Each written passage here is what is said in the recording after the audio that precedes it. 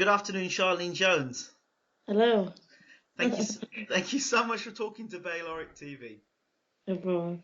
Okay, so for those who don't know who you are, tell us a little bit more who you are and what you do. I'm Charlene Jones. I live in South Wales. I'm an international boxer for Wales. Okay.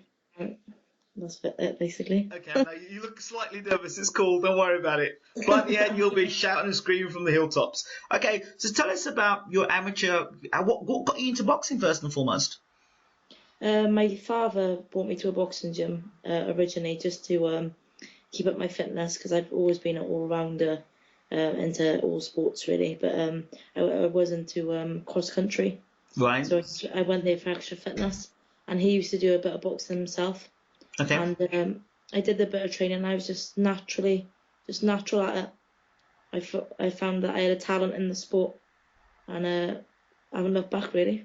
Okay, so I've interviewed a lot of female fighters and just fighters in general, and their first experience when they get in a boxing gym and they get hit in the nose or they get hit in the mouth or blood starts coming out. What was your first experience like when you got hit? Um, I really can't remember, to be honest, because I was quite young. I was about 10 Right, when I first started sparring. But I've always been like a tomboy, right. so I can imagine I didn't really care. I just went for it. If I got hit, then I just hit the boys harder. So you just so you just got stuck in there then. Yeah, I just got stuck in there straight away. Okay, so tell us a little bit more about obviously now you box internationally for Wales. Yeah. So how long have you been doing this? I haven't really been on the international scene for that long. I'd say the past 3 years. Okay, Yeah, but I've had a busy 2 years. Like last summer, I competed in the Commonwealth Games. right. I got to the quarterfinals and lost against a former world champion on a split decision. Okay, And then from there, then I went to the World Championships. I won my first fight. Um, I boxed Italy then in my second fight to right. get through to the quarters, but I lost on points there. Uh, Okay. but yeah. Oh, and I recently just won the British title. Oh, you only just recently won the British title, and you just Yeah. kind of like overlook that. So tell us, tell us. I mean, you just won a British title. It's like, obviously it must have been a big moment for you to win the British title, Yeah, it was good. Yeah, a Three Nations title. I've never entered before. right? But yeah, it was good. I had two fights and I won them both quite comfortably, to be honest. So yeah, it was good. So as the amateur British title, I mean, I'm kind of like, what the word? I have to play ignorant here because I don't know. What's the British title look like? I mean, what is it like the professional British title, or how does it work? What does it mean for you now? Um, to be honest, I don't really know. Like obviously I'd like a shot to get into the Olympic program. Right. Um, but there Does that is, help? yeah, it would help because I'd get funding then. I'd be a full-time training Okay. up, up on the squad. But there isn't any Welsh girls on it, to be honest. Okay. So you're the first Welsh girl to obviously. Oh no, no, I'm not I'm not on the team, but that's what I'd like to do. That's Oh, my so you'd future. like to be part of the team then to go and Yeah, represent Wales? Okay. So tell yeah. us what you have to do at the moment. How a typical day in Charlene Jones's life goes in terms of having a boxing career, and then obviously you say you're not being fully funded by the Welsh board or anything like that. hmm So how does that work for you? I mean, how do you I juggle your have life around that? I have a part-time job, Right. and I have really sportive parents as well. Right. They're behind me 100%.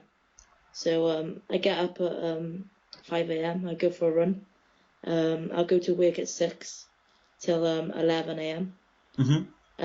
I'll do another session then, a strength and conditioning session. Right. And then I got because I'm a personal trainer, I got a few clients in between that. Right. I'll do one-to-one sessions with them. Yep. And I have my boxing training in the evenings, and so I train 3 times a day, Okay. six So days a week. what have you taken away? All those experiences you had the international experiences, you're now British champion, so you're a champion. What are those? What are you working on now to make the grade for Rio? Basically, just being persistent with my training, going to a few small tournaments now to get the experience up again. And there's a qualifier then in February, which is the World Championships. Right. So basically, I have to go there, perform, do well, and try and qualify. And obviously, I'll give it 100%. But that is the main goal. So what was the difference between fighting in Wales, fighting other girls and competing, and then having that international? What was the difference for you, would you say? Oh, these girls have been around a long time. They've been on the international scene a long time. Right. It's just a different level again. It's a completely different level. Like how much I've improved in the last 3 years is like I look back at tapes and I think, my God, how I used to be to how I am now. Yeah. And that's just from getting international experience and boxing all these top girls. So. Wow. So, you're in there and you feel it. So, let's say at Welsh level, I'm trying to give viewers or people who are listening an indication of the difference in level. So now, let's say back in Swansea, back in your town, you throw the jab, you'll throw a right hand, you may throw a left hook, and you'll do those things as you do quite comfortably at that level. Now you move up to fighting internationally. What are the key differences that you've noticed? They can read you better. Right. Obviously, they're a lot fitter and a lot stronger as well. Right. Obviously, they know what, like, because they've got that extra experience. Right. They can probably read you a bit better. Right. And I don't know. They adapt to different styles. If you're boxing different styles all the time. Yep. And say if someone I'm boxing has boxed a similar style to me before, they probably expect what to expect, if you know what I mean. Yeah. So what is I hear so much about funding.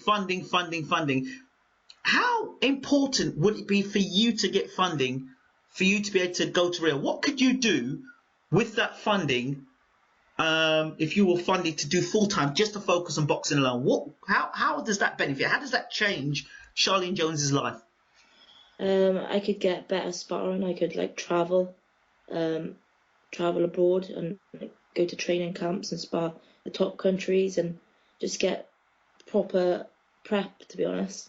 Like here, yeah, it's all good in Wales, but the sparring ain't as competitive.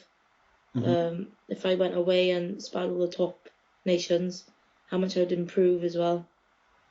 So Katie Taylor, everyone talks about Katie Taylor. Everyone knows who Katie Taylor is, right? Yeah, but, my mate. There you go. That she's the blueprint that every young and Nicola Adams as well. Of course, I've got to mention Nicola Adams. They are fighters that young women would aspire to become because they're the best at what they've done. So for you, what is it going to take for you to follow the blueprints of someone like a Katie Taylor or Nicola Adams? Just keep working hard, I suppose, and never quit.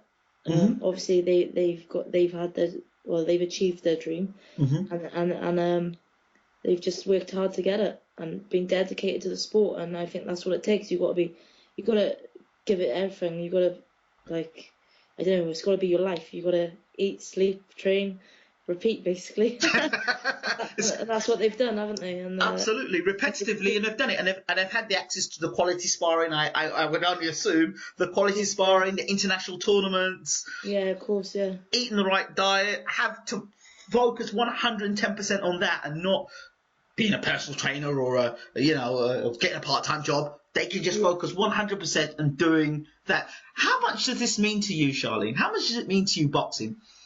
Oh, everything. I've sacrificed a lot really.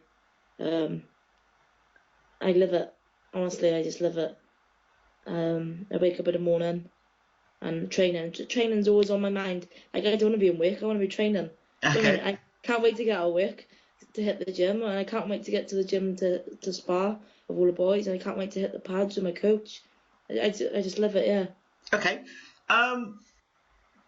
Moving forward, I saw a fight. I actually was doing some research, and I watched a fight with you, and I'm looking at this and thinking, this girl that's Charlene's fighting is like 3 times the size of her.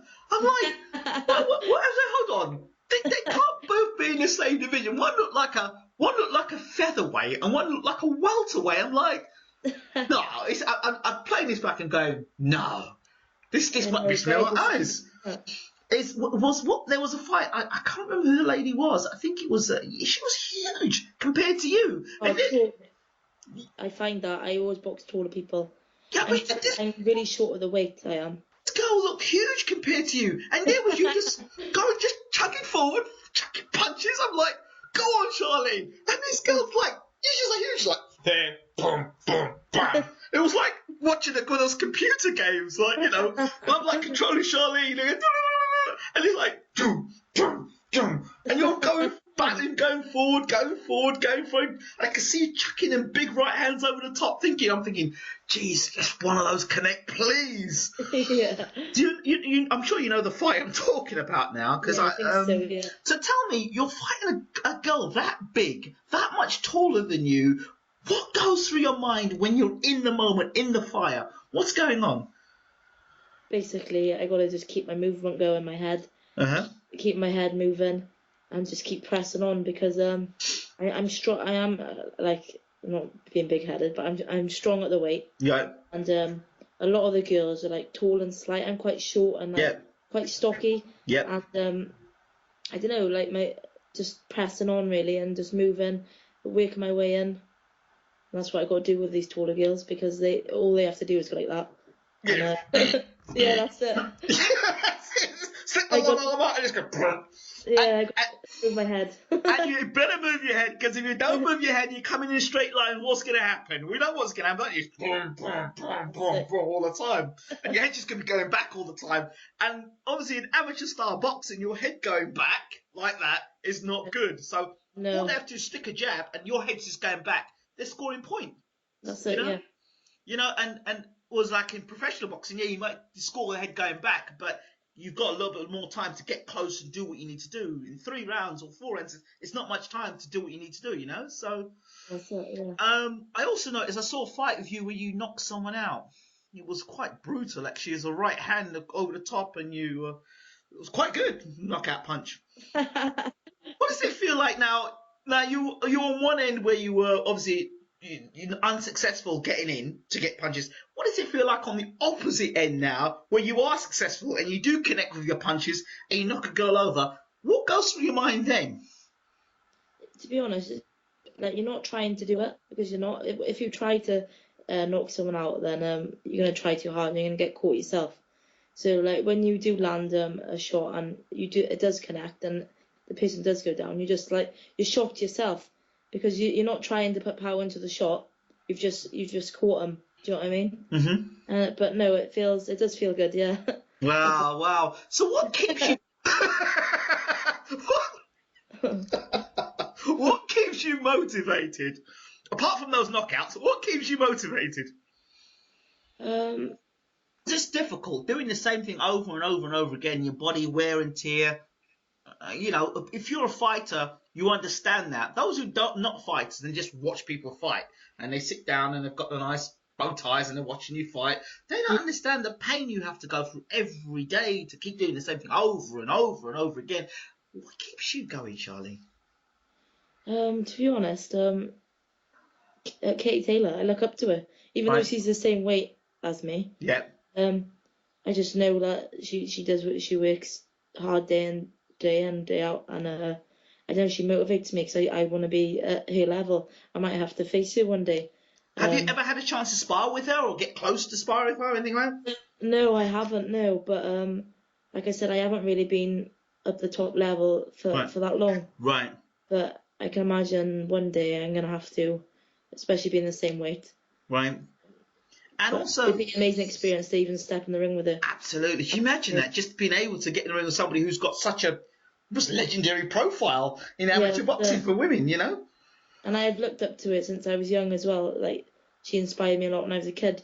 So it's just like, I think I'd be a bit starstruck, I would. Well, you're only too starstruck when you get in the ring, of course. Yeah, exactly. So hold on. What weight division are you in then? 60 kilo. 60 kilos.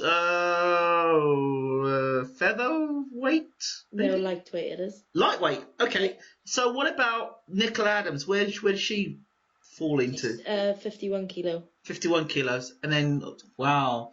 Wow. Big So, difference. yeah, the difference. I mean, so in closing, Rio, that is a dream for you.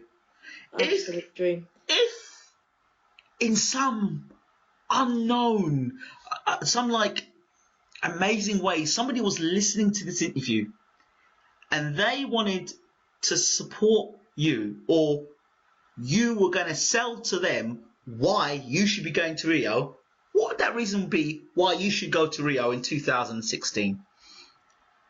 Because I want it more than anything. Okay. And it's just a dream for me. And I work hard, and I don't know really. I'm quite nervous for that question. Somebody should have prepped you before they did it. Because I ask difficult questions, I know. But let me turn it another way. What does Charlene Jones offer as a fighter? If you were to sell yourself in 30 seconds, what do you offer as a fighter? What sort of style do you have? I got a heart of a lion. Right, that's what I like to hear. That's the sort of stuff I like to hear. Heart of a lion. Come forward. That's it. That's what I want to hear, Charlene. That's what I want to hear. So losing, and I know I'm losing, I'll just press on and press on. That's it. That's it. I'll give him a fight. That's for sure. I love that. See, that's it. The Welsh Dragon. That's what I like to hear. And on the subject of Welsh Dragons, Joe Calzaghe, I cannot end without talking about Joe Calzaghe. Do you know what? There's a lad on the Welsh team, a heavyweight, Cody Davis. Yes. And he trains a lot with him. Okay. Like, spars him and stuff. Wow. I would like to meet him, to be honest. Wow, you'd love to meet Joe Calzaghe as well. Wow. When Joe Calzaghe was in his prime, were you watching boxing, or were you a part of what was going on there? Where he was obviously world champion. I was, yeah, but I didn't really follow him, to be honest. Okay. I didn't. I'm not gonna lie. Yeah, but you should lie. You should lie now, because now Joe's heard that, and Joe's gonna be very upset with you now. So you retake that. You didn't say that, did you? Really? You were a big fan of Joe Calzaghe, weren't you? Massive. My dad was a huge fan. Absolutely. Charlene Jones, how do people contact you? How do people get to see you on, like, Twitter, for example? What do you mean? Sorry. Twitter, you have a Twitter? Oh, yeah, I'm on Twitter, Instagram, well, all social media really, Facebook. And what's the name? Is it just Charlene Jones, or? Yeah, just Charlene Jones for all of them. Okay, excellent stuff. Charlene Jones, thank you so much for talking to Bayloric TV. We wish you all the best, and we're going to keep in touch and see how it goes and how the boxing is. When's your next big fight? I have a competition now in October. Okay. Yeah, the European Games are on at the moment, but we didn't get a chance to qualify because we was training for the Commonwealth Games. Okay. We was away on the camp, so it's a bit frustrating watching that on the telly and not being able to be there. Well, take that frustration out on the bags and your sparring opponents, and let that motive. Don't knock too many people out now. And let that be your fire to drive you to the next tournament. Yeah, that's it. Charlene, thank you so much. No problem. All the best.